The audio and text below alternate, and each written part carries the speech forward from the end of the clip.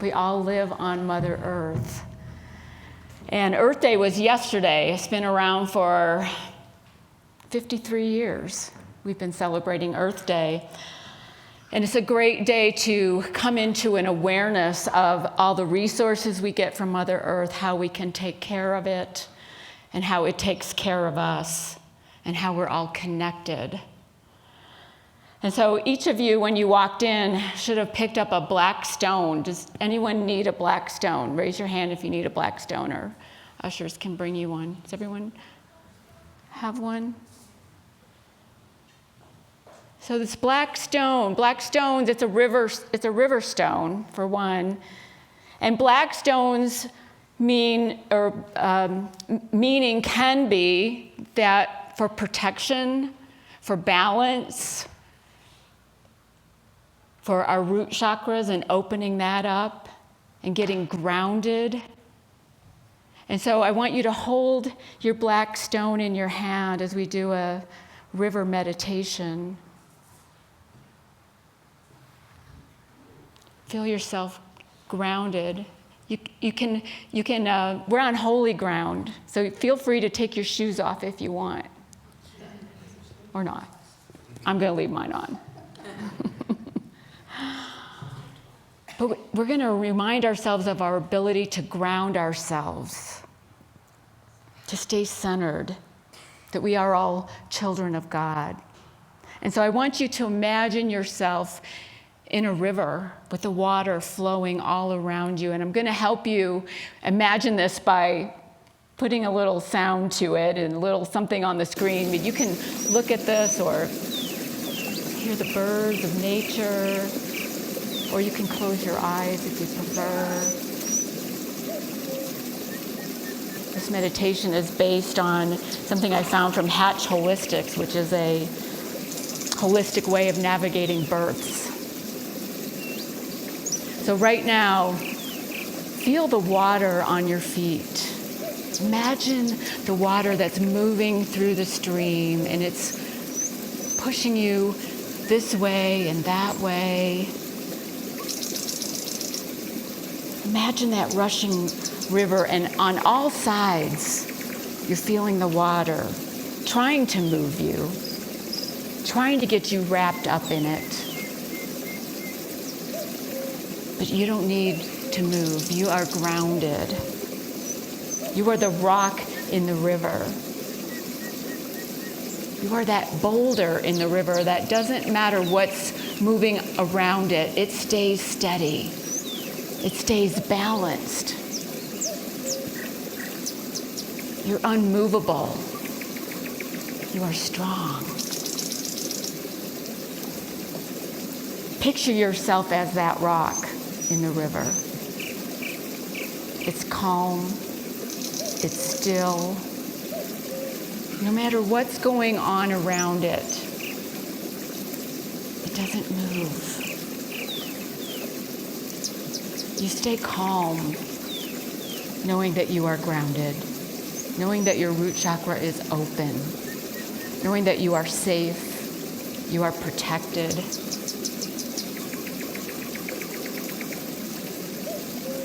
And the longer you stand here, the less the water bothers you.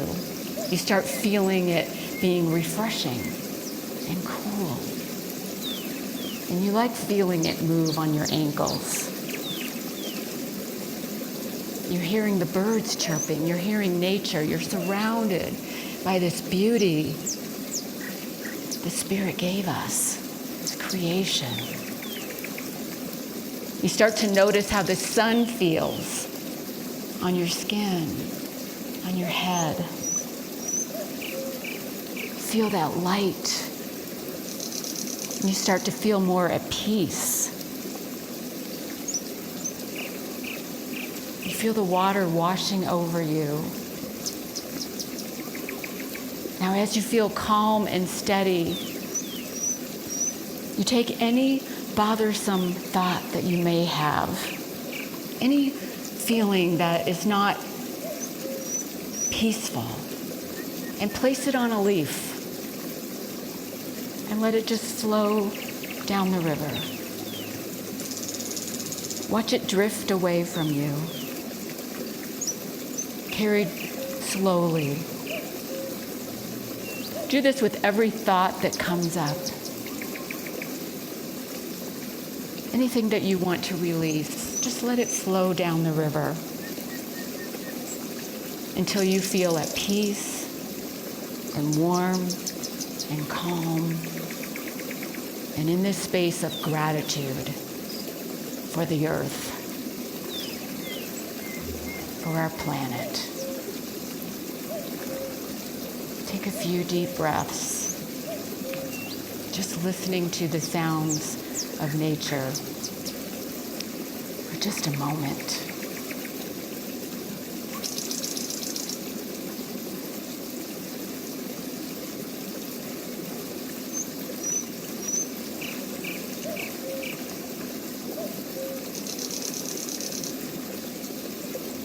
Keep breathing deeply, and when you're ready, you can open your eyes.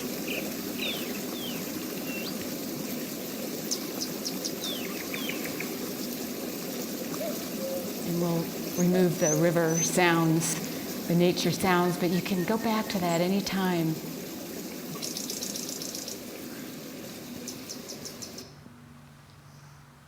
Did any of you picture aspen trees along the side? Aspen trees are amazing trees.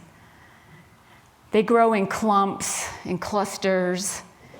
And underneath the ground, you may see them all above ground, but underneath the ground are their roots, which are connected. When one trunk dies, when one tree dies, all the nutrients from those roots will gather to that space, and new life will form. It's a reminder of how they're grounded, of how we're grounded, and how in community, like the aspen trees grow in community, how we grow in community. How Earth and this planet all grows. And we need each other, our interdependence, our interconnectiveness. Life can reemerge. We can realize our oneness. In the book of Genesis in the Hebrew Scriptures, the first book of the Bible, talks about how God, Spirit, whatever you want to call that, created the heavens and the earth and the sky and the earth and the waters and the land and the birds and the animals and the plants and humans. And he gave humans dominion over everything.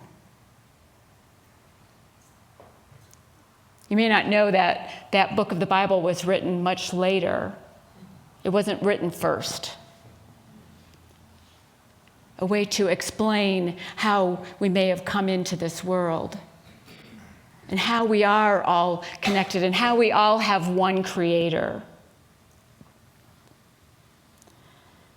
And we're each different because we need each other, because each of us has different gifts. And we're connected by these different gifts, by using them. But we share a common thread, as Ellie talked about in her song. There's this common thread. And that common thread is life, that life is breathing all of us, everything on the planet. Life. In the second chapter of Genesis is the second creation story.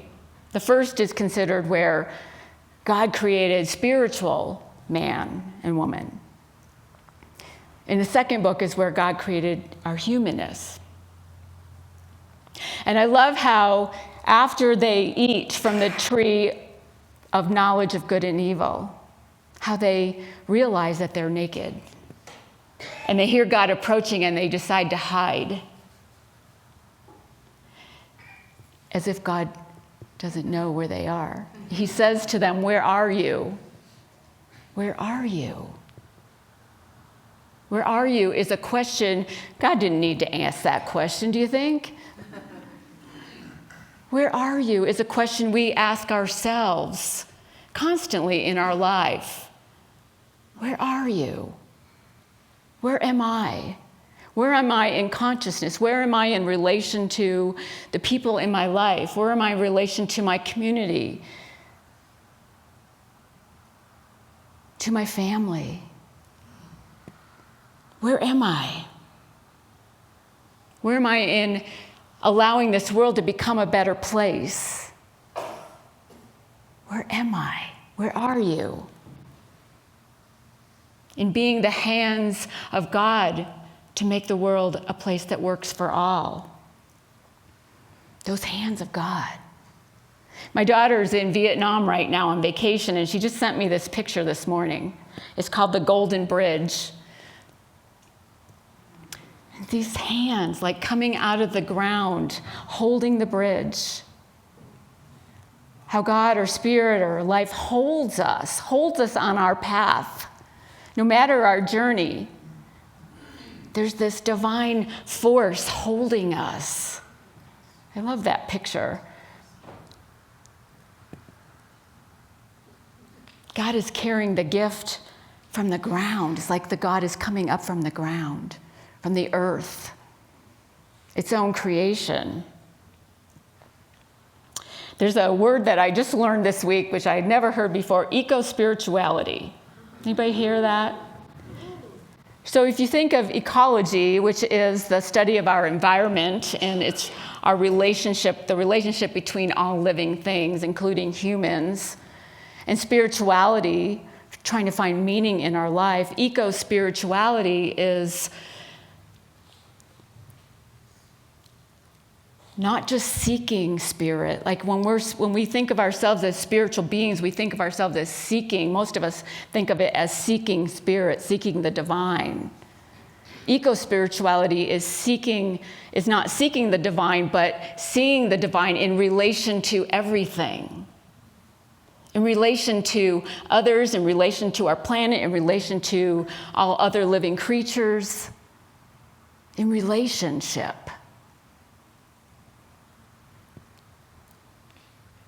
It's referring to how we are interconnected, how God is in everything.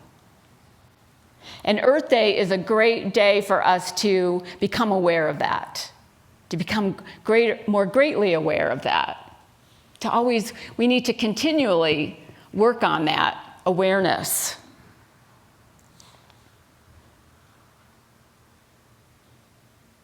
When we feel ourselves grounded and we feel ourselves know that we're safe, we can take care of the earth more easily. We can nurture each other because we are called here to do that, to take care of each other. A prophet said, "I asked a tree to speak to me about God, and it blossomed." That's how a tree speaks. God is in all things, in the earth.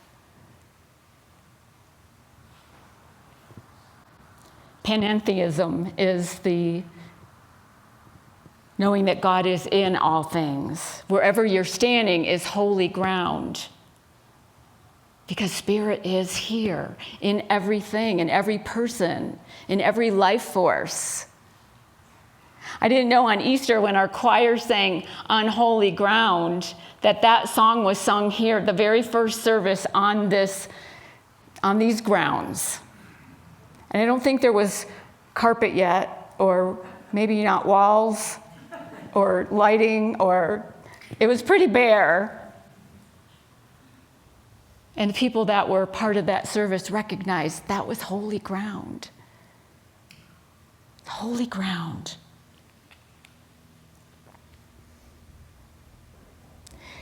In the Indies, the indigenous people honor Pachamama. Show Pachamama. Pachamama is Mother Earth. It's her nurturing all life. And then the people, in turn, honor her. Always this opportunity of finding our interconnectedness, of how we need each other. And when we can find that, when we can realize that, we can be in a place of awe and wonder for the beauty that's all around us. I'm going to invite Ellie and Dave and Stephen to come up again now. Sing Ready for Blue.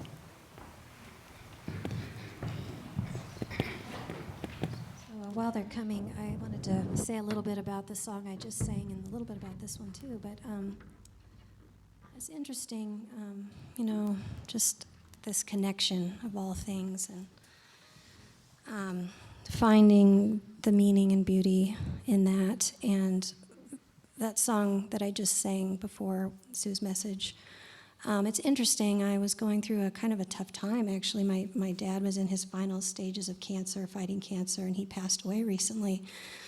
And my daughter had been trying to talk me into getting a tattoo with her. And we decided to get this tattoo. I don't know if you can see it. It's pretty tiny, but it's the Triskele, and it symbolizes life, birth, or life, death, rebirth kind of cycles. I'm forgetting my words here, but you know what I mean. And just, I was feeling that. I was feeling, that death is part of that, and trying to be with what was going on, and just wanting to get closer to the earth. And I liked your meditation so much. That was beautiful, with the being like at the stones and the heartbeat of all things, that part, getting in sync and celebrating that connection to everything. And so that's kind of the story of the song, and I know sometimes that makes it mean a little more. And then this song, Ready for Blue, is, it came out of, I actually wrote the lyrics during the pandemic, and that was a time when a lot of times all we could do was just maybe go on a walk by ourselves, and we kind of got back in touch with ourselves, and we got back in touch with the earth in a kind of an interesting way. And a lot of us had reawakenings and realizations about wanting to just live more fully, and that's kind of what this song is about, and it's kind of just about the awe and wonder and that blissful state that we can get into nature. And when we're in that state, I think that we're more connected, we're more able to be generous, we're more able to be kind, we're more able to not be as impatient. And so this song is just about, there's a little bit of a vision in it about a phoenix rising. And so coming out of that shut down state, maybe where we were before the pandemic, and then we woke up and we got more connected to nature and maybe ourselves. So.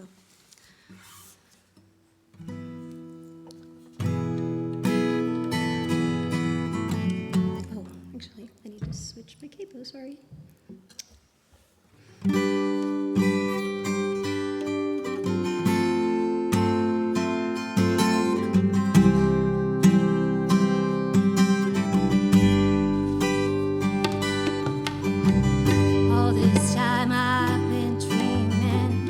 Really living, just scheming.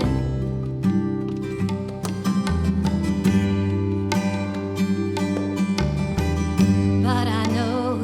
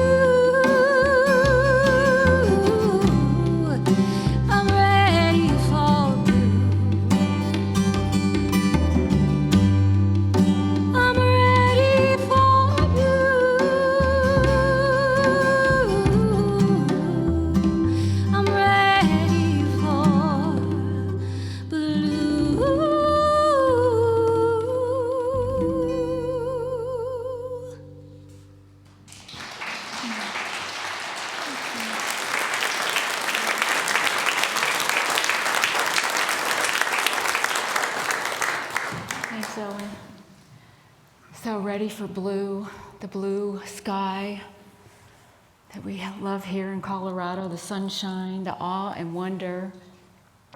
So Earth Day, this is 53rd Earth Day, started in 1970 and came about from some awareness out of the 1960s when Rachel Carson wrote an article about the pesticides that were being used and how it was harming our food supply and our water. The DDT, which they stopped using. Then in 1968, man went to the moon.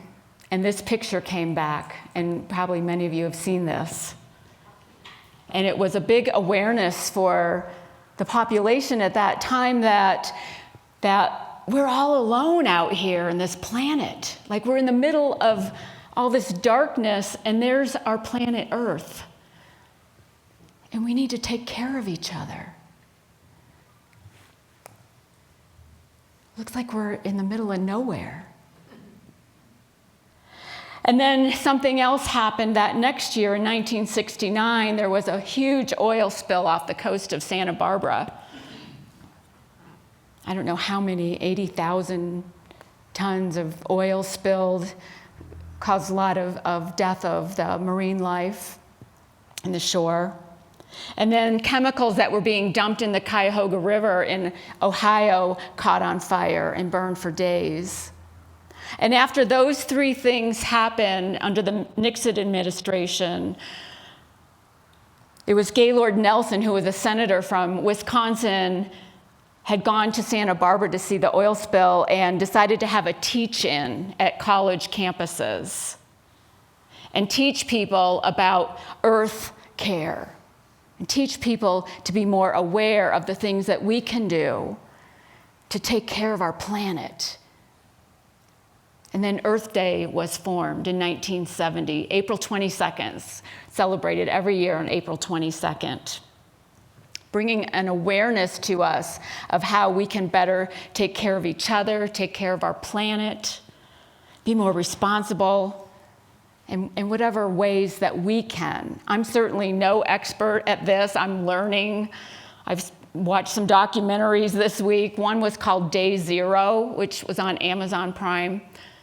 Really good about our water and how there can be a shortage if we don't turn things around, and how water is being used for our animal agriculture to grow crops for the animals we eat. And underneath the ground in the Great Plains are aquifers, which I didn't know anything about. So I'm learning, and maybe if you know all this already, sorry, but I thought it was fascinating. Ogallala Aquifer under the ground of the plains is the biggest aquifer that's way under the ground that they are mining to bring the water up to feed the crops. And they're saying that it's not being replenished as fast as it's being used. So we have to be careful on how we use these resources. There's so much that we can do, and it takes all of us to do something. The other day, I got an email from this organization called Empty Hands. And it's a 501(c) that is promoting awareness on just being kinder in the world. Bonnie had told me about them. They were in the Science of Mind magazine. And I applied for them to do a concert here. I don't know if they'll come or not. We'll see. But this music video came out just a couple days ago, and I thought it was such a powerful message for Earth Day. So let's watch that.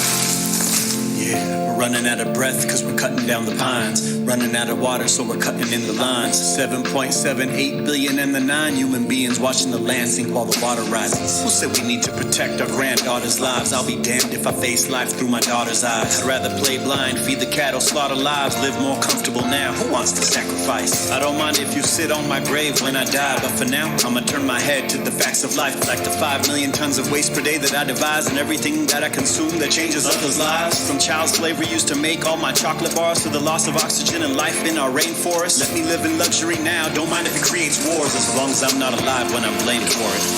I know that I might not do everything right, but I'll try my best to live a meaningful life. It's on my shoulders and I need to decide that I'll see this planet through my granddaughter's eyes. It's like we're playing Russian roulette with each generation. Who's gonna take the bullet is the question. Or maybe we'll sublet the earth back to Mother Nature when it's all trashed up and go live on a space station. Grandpa, wait, do you really believe that we're headed in a direction that we'll all have to leave? These were the words that came out of her mouth. A gasp, grabbed a piece of paper, started doing the math. 50 years from now, 10 billion human beings. Divide that by declining oxygen and no more trees. Add the methane and CO2, she won't be able to breathe. With only 0.1% of water on Earth left to drink, not to mention every year a global pandemic which brings the population back down 4 billion. All these tragedies, results of how I've been living while she watches me with big eyes waiting for a decision. I feel things changing, I've got tears in my eyes. It's not too late for me to swallow my pride. It's on my shoulders and I need to decide that I'll see this planet through my granddaughter's eyes. And there's hope, and we can start to choose a better road. And you can make a difference if you do what you know. It's not too late and we can keep it alive if we see this planet through our grandchildren's eyes. So today's the day I try to stop using plastic bags. Tomorrow write a letter to my mayor for her plans to increase public transport on our roads. Then I'ma save up to put some solar panels on our home. Change my diet a little, a few more times a week. A couple more Impossible patties, a few less meat. Wash my clothes in cold water, make a big sign for recycling, and switch to LED when these bulbs die. Then start planting seeds and growing little herbs. Take a half day off at City Hall so our voices heard. Change up my shower head, save on that water. Wait, I can finally hear the heartbeat of my granddaughter. I always thought small things couldn't make a difference, that we were always left to the mercy of the politicians. But now I realized a small change in my living can be a part of the comeback in the 9th inning. And now I know that I still have it inside to make small changes to help keep up the fight. If we could live to see our future in 3009, then we would start now while we still got time to keep it alive. There's still hope. We can make a difference to it for our children, let the future generations see. And we know Every step we take, we listen to our hearts, cause it's more than just you and me. that's the world. It's a circle of living, what you give to the earth is what you receive. It's our hope. So we look into the eyes of our children, give them faith so they can believe.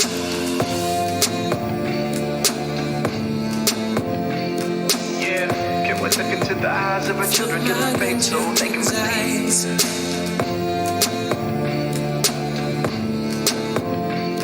Yeah, can we look into the eyes of our children, give them faith so they can believe. I know that I might not do everything right, but I'll try my best to live a meaningful life. It's on my shoulders and I need to decide that I'll see this planet through my granddaughter's eyes.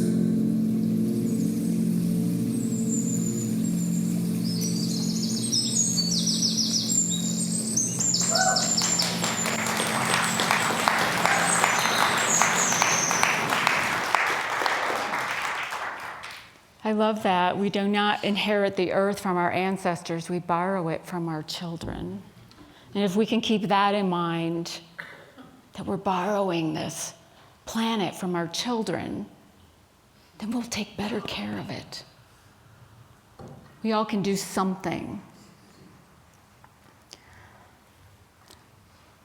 And that's part of our unity teachings. Our fifth unity principle is it's not enough to learn about things, we need to walk our talk. Last year at the Unity Convention, there was a whole day devoted to Earth Day, to Earth Care.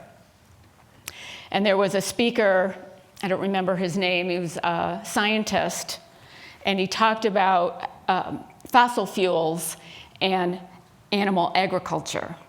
And he talked about burning machines versus killing machines, and how most of our crops are produced to feed the animals that we eat.